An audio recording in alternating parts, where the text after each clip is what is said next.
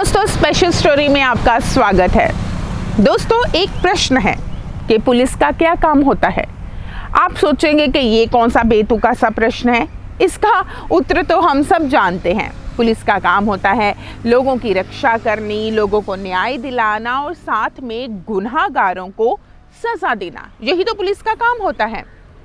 लेकिन सोचिए कि अगर आपके परिवार का कोई सदस्य गुम हो जाता है और उसके बाद कोई और इंसान आपके घर में आता है और कहता है कि मैं वो गुम हुआ इंसान हूँ, हालांकि उनका चेहरा मोहरा मिलता है, इसीलिए वो नकली शख्स जो है आपके घर में आता है और कहता है कि मैं वो आपके परिवार का गुमशुदा इंसान हूँ, और आपको अच्छी तरह से पता होता है कि इसका चेहरा चाहे मिलता है लेकिन ये वो इंसान नहीं है।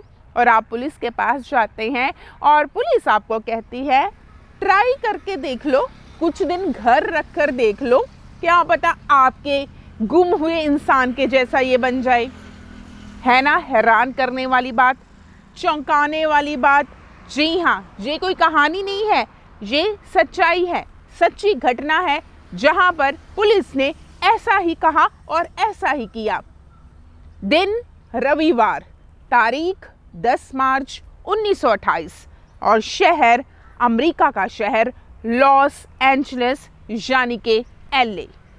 यहाँ पर एक माँ जिसका नाम क्रिस्टीना, वो अपने 9 साल के बच्चे को कुछ पैसे देती है और कहती है जा बेटा तू सिनेमा देखा। बस उसके बाद वो अपनी नौकरी के लिए निकल जाती है। बच्चे का नाम वॉल्टर। वो दिन जब माँ अपने बच्चे को पैसे देकर सिनेमा देखने के लिए भेजती है, उसके बाद से लेकर उसका बच्चा कभी नहीं मिलता। वो पुलिस स्टेशन जाती है, रिपोर्ट लिखवाती है, दर दर की ठोकरें खाती है कि मेरा बच्चा गुम हो गया है। फिर लॉस एंजलिस से तकरीबन 3000 किलोमीटर की दूरी पर एक बच्चा कहता है कि मैं वॉल्टर हूँ। बस फिर क्या है, क्योंकि ये केस जो है ना वो हाई प्रोफाइल केस बन चुका होता है। पुलिस पहले से ही आलोचना का शिकार हो रही होती है कि इतना बड़ा शहर, इतनी मुस्तैदी पुलिस, और फिर भी एक बच्चे को नहीं ढूंढ पा रही। जैसे ही ये पता चलता है कि वॉल्टर जो है वो लॉस एंजलिस से 3000 किलोमीटर की दूरी पर बैठा हुआ है, तो पुलिस उसे लेने के लिए चली जाती है। क्योंकि पुलिस पहले से ही आलोचना का शिकार हुई होती है, इसलिए वो प्रेस कॉन्फ्रेंस करती है, सभी को बताती है कि हमने बच्चे को ढूंढ लिया है।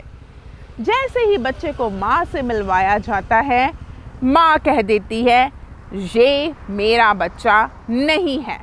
जी हाँ, उस बच्चे का चेहरा ज़रूर वॉल्टर से मिलता था, लेकिन माँ तो पहचान लेगी ना कि ये मेरा बच्चा है कि नहीं है, तो बच्चा वो नहीं होता। इसलिए माँ कहती है कि ये जो बच्चा है इसका चेहरा ज़रूर मेरे बच्चे वॉल्टर के साथ मिलता है, लेकिन ये मेरा बच्चा नहीं है। टन जोन्स कहते हैं कि देखिए इसको घर लेकर जाइए, कुछ दिन ट्राई कर लीजिए। जैसे वो कोई चीज़ होती है कि हम ट्रायल बेसिस पर ले जाए, अगर अच्छी लगती है तो दोबारा खरीद लेंगे, नहीं तो ये रिटर्न हो जाएगा।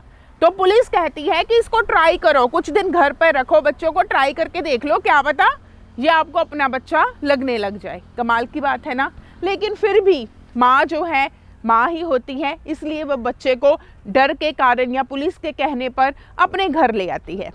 कुछ दिनों बाद वह फिर से पुलिस स्टेशन जाती है और कहती है ये मेरा बच्चा नहीं है, मैं इसको अपने घर पर नहीं रख सकती।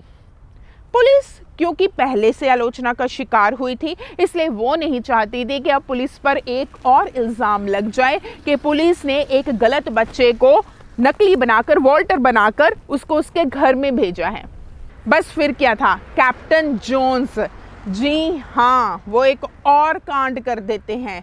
वो उसकी माँ को पागल करार दे देते हैं और उसे यानी क्रिस्टीना को, वॉल्टर की माँ को, जो अपने बच्चे के लिए तड़प रही थी, जो कह रही थी कि मुझे इंसाफ चाहिए, उसको पागल खाने भेज दिया जाता है। है ना कमाल की बात। पुलिस क्या कर रही थी, पहले तो कह देती है कि नकली बच्चे को तुम इनको असली मानकर अपने घर पर ट्राई कर लो, उसके बाद जब वो माँ नहीं मानती है तो उसे पागल खाने भेज दिया जाता है। जैसे ही वो पागल खाने जाती है, मीडिया क्या और बहुत सारे लोग क्या सभी एक्टिव हो जाते हैं। फिर उस बच्चे से सवाल जवाब का सिलसिला शुरू हो जाता है और इसी दौर में वो बच्चा मान जाता है कि वो वॉल्टर नहीं है, वो ऑर्थर है और उसकी शक्ल वॉल्टर से मिलती है। और जैसे ही उसे पता चला था कि ये बच्चा गुम हुआ है तो उसके मन में ये था कि मैं लॉस एंजलिस जाऊंगा, मैं हॉलीवुड जाऊंगा, मैं अपने फेवरेट स्टार को मिलूंगा, तो इसलिए वो वॉल्टर बनकर यहाँ पर आ गया।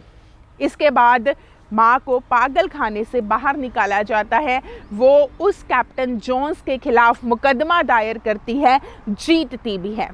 देख लीजिए दोस्तों, वो जो इंसिडेंट होता है, वो जो घटना होती है, उसके बाद एक तो ये बात स्पष्ट होती है कि पुलिस कई बार जो गैर जिम्मेवाराना हरकत करती है उसका क्या खमियाजा जो है लोगों को भुगतना पड़ता है।